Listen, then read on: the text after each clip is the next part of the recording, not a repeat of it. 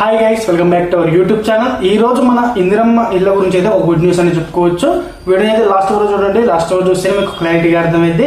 అదే విధంగా మొదటిసారి కనుక చూస్తున్నట్టయితే మన ఛానల్ అయితే ఒక లైక్ చేయండి, షేర్ చేయండి, సబ్స్క్రైబ్ చేయండి. ఎలాంటి డౌట్స్ ఉన్నా కానీ కామెంట్ సెక్షన్ లో కామెంట్ చేసినట్టయితే మేమైతే రిప్లై అనేది ఇస్తాం అన్నమాట మీకు. ఇక చూసుకున్నట్టయితే మనకి ఇందిరమ్మ ఇళ్లపై కీలక నిర్ణయం వెలువడింది. అర్హత కలిగిన ప్రతి ఒక్కరికి ఇందిరమ్మ ఇల్లు మంజూరు చేయాలని రేవంత్ సర్కార్ నిర్ణయించింది.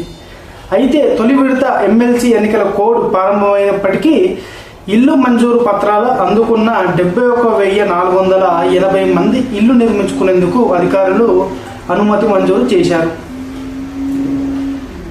బేస్మెంట్ పూర్తయిన వారి అకౌంట్లో ఈ నెల 15 నాటికి ₹1,00,000 చొప్పున జమ చేయాలని ప్రభుత్వం నిర్ణయించింది.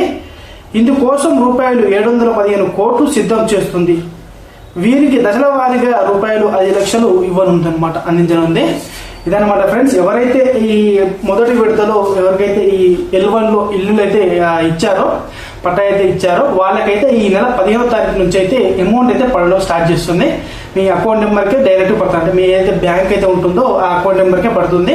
కాకపోతే ఇక్కడ వచ్చింది ఏంటంటే మనం బేస్మెంట్ లెవెల్ అయితే చేసుకొని ఉన్నారు. అంత ముందుకే బేస్మెంట్ వేసుకుంటే అదైతే ఫోటో తీసి మనం వెబ్సైట్లోనే అప్లై చేయొచ్చు, లేదంటే వాళ్ళన్నా వచ్చి ఆ ఇమేజ్ అనేది తీసుకొని మీ అకౌంట్లోకి అయితే అమౌంట్ అయితే ఇవ్వడం జరుగుతుంది. అది విడతల వారిగా ఇవ్వడం అయితే జరుగుతుంది. అమౌంట్ కూడా మనకి ఇచ్చే 5,00,000 విడతల వారిగా ఇవ్వడం జరుగుతుంది.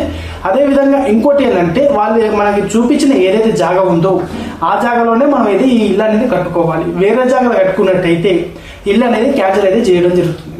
ఓకేనా? ఇదన్నమాట అప్డేట్ అయితే వచ్చేసి. నెక్స్ట్ వీడియో కూడా మంచి వీడియో అయితే ఉంది. ఆ వీడియో కావాలనుకుంటే మాత్రం మన ఛానల్ అయితే సబ్స్క్రైబ్ చేయండి, లైక్ చేయండి, షేర్ చేయండి. ఎలాంటి మీకు డౌట్స్ ఉన్నా కానీ కామెంట్ సెక్షన్లో కామెంట్ చేసినట్టయితే మేమైతే ఖచ్చితంగా రిప్లై అనేది ఇవ్వడం జరుగుతుంది. ఓకేనా? జై హింద్.